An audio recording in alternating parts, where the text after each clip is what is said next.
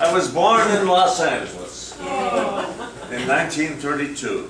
Wow. I moved to Gardena in 1946. I graduated from Louisiana High School in Lawndale in 1950. I'm not the only one. One of our Lions, Wayne Shimahara, also graduated from Louisiana and claims to have been a star athlete in football, baseball, and basketball. Now, 2 years ago, I had Louisiana call me and ask me if I would serve on a memorabilia program, which takes care of the trophies and the plaques and so forth. And I volunteered. And I went through all of those things and couldn't find Wayne Shimahara's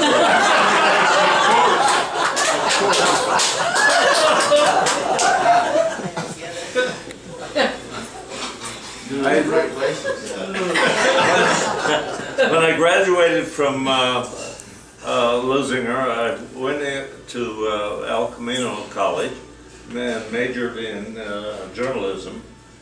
And soon thereafter, I got a call that they had an opening at the Los Angeles Examiners as a copy boy.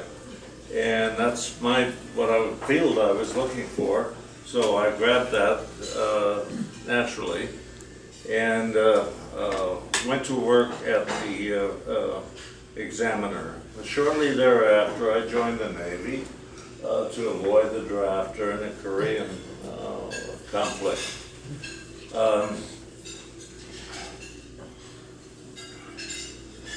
I was assigned to a heavy cruiser, the USS Pittsburgh, CA-72.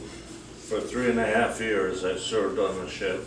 And during the midst of the Korean War, they sent us to the Mediterranean, and our home base was in Naples, Italy. After the war ended in Korea, they sent us to the Pacific. And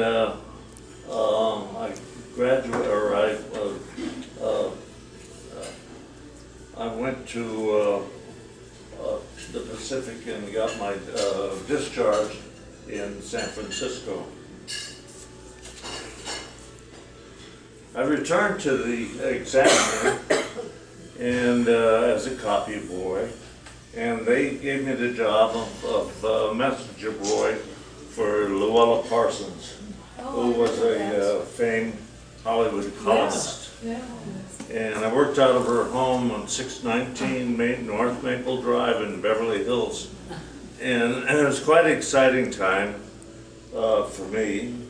She was a very generous woman. I married my first wife. She gave me a check for $50. At that time was quite a bit of money.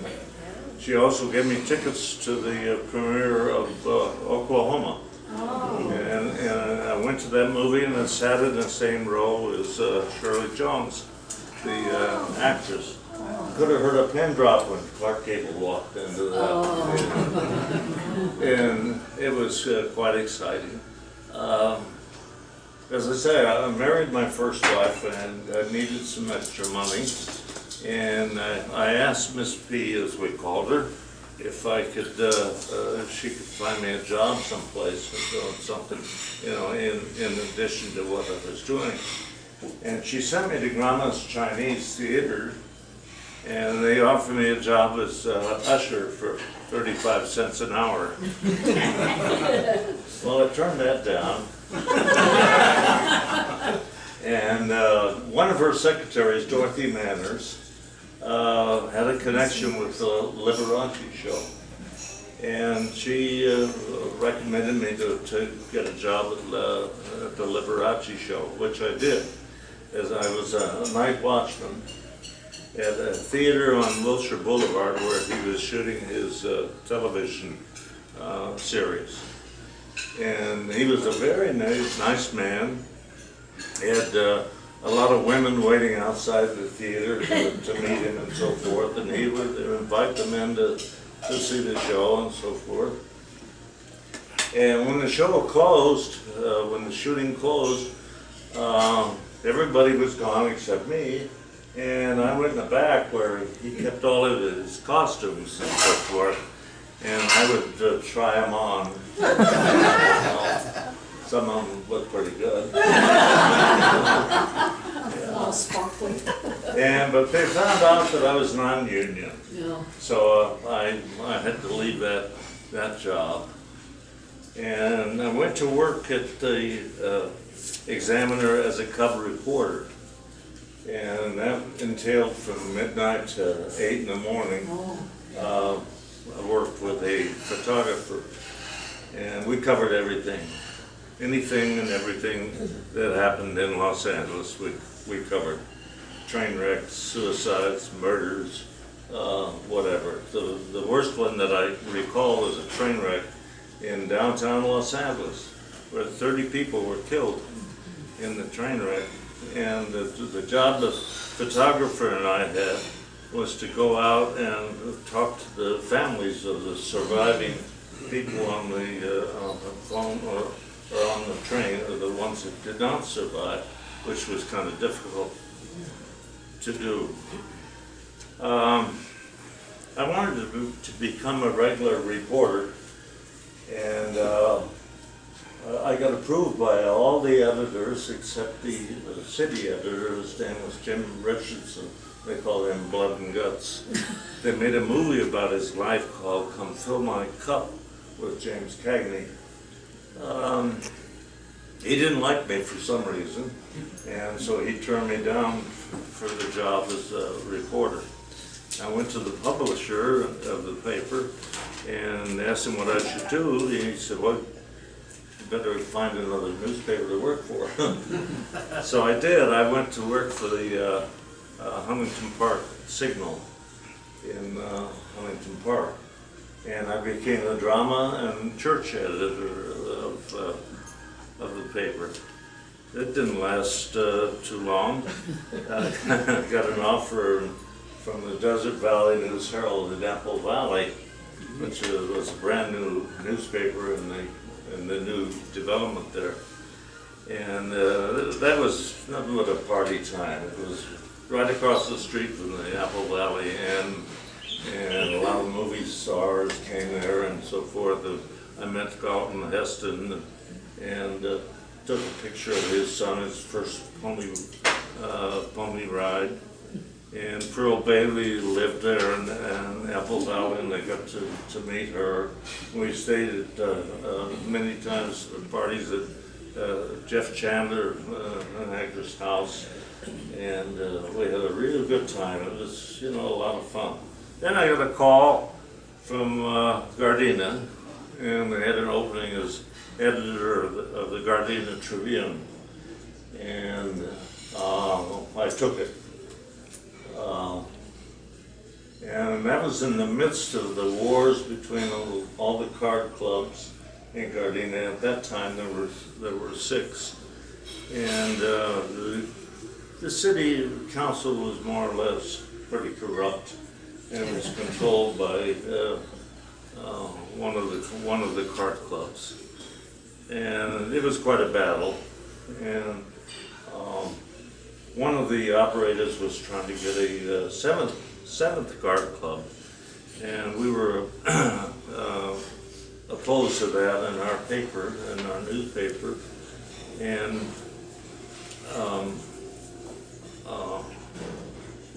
I got a call from the director of the Horseshoe in the Gardena Club, and he wanted to know if I wanted to go to work as public relations director and to help fight the idea of a 7th card club, which I did, and it was quite a bit more money than I had been making at the Gardena newspaper. And I became worked up to become a partner in the Horseshoe and the Gardena, and we sold the Gardena Club, and so we retained the Horseshoe Club, and I had At the time, when I became a general partner, we had 400 employees, and it was one of the most successful clubs in Gardena.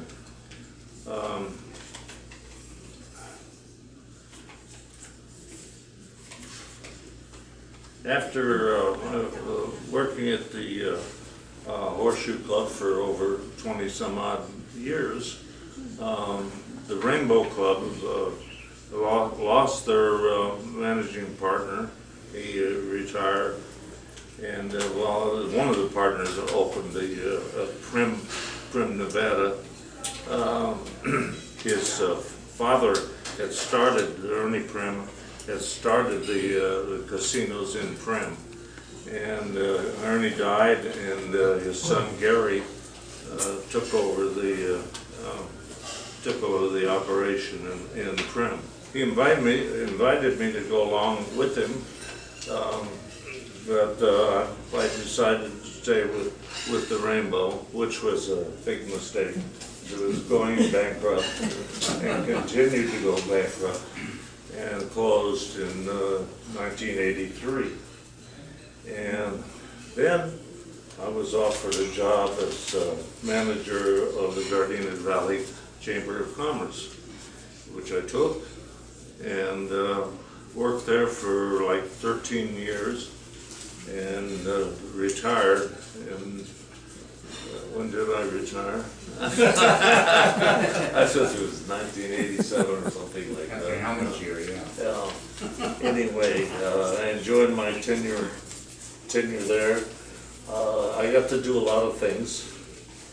I joined the Gardena Civitan Club, which is a service club much like the Lions. And one of the projects that I was very proud of is we took 2,000 servicemen and women from Vietnam to Catalina for the day, and for barbecue and so forth. And we were able to negotiate with the Navy to get an LSD craft to carry all the service people, and we landed on Pebbly Beach in Catalina. We had go-go dances, barbecues, some TV stars and so forth. We had a real good time, and I was very proud of that. I was in charge of that, and I got a nice thank you letter from Governor Ronald Reagan at the time. And then about that time, I joined the Gardena Lions Club, and became active in the Lions Club, and was president of the club. And we had some problems in our membership, so forth, and we decided there's a group of us, many are here tonight, that decided to leave the Gardena Club and form our own club, which we did. We formed the South Bay Lions Club, and I was the charter president. I'm very proud of the fact that this club has grown like it has. And it's done so many good things in the community. I received quite a few honors during my tenure with the city and with the clubs. I graduated from the University of Stanford for the Organizational Management School. I was elected to the Hall of Fame in Gardena in 1997, and the Association for Retarded Children honored me with their honor as a coach for the Special Olympics, and I was able to attend the International Olympics in Michigan. And then my latest award came from the California Garden State Gaming Association and Wall of Fame in 2008. I've had an interesting, exciting life. I turned 86 last week. My lovely girlfriend Jackie and my kids took me to Catalina for the day, and we had a ball. And then just a couple of days ago, or yesterday, a group of us went to Tony's on the pier in Redondo to celebrate my lunch and my birthday. And so I've had what I think is a fairly exciting life, and I hope to be around for a few more years. And my wife, let's see, I was married twice. My first wife and I divorced when I went to work for the car clubs, and which was not a coincidence either here. But we divorced, and we had 2 children, and then I married Connie, and Connie had two children from previous marriage, and then we had 2, so I raised all 6. Connie died 8 years ago, and Jackie came into my life and literally saved my life. No, you didn't. Anyway, thank you very much.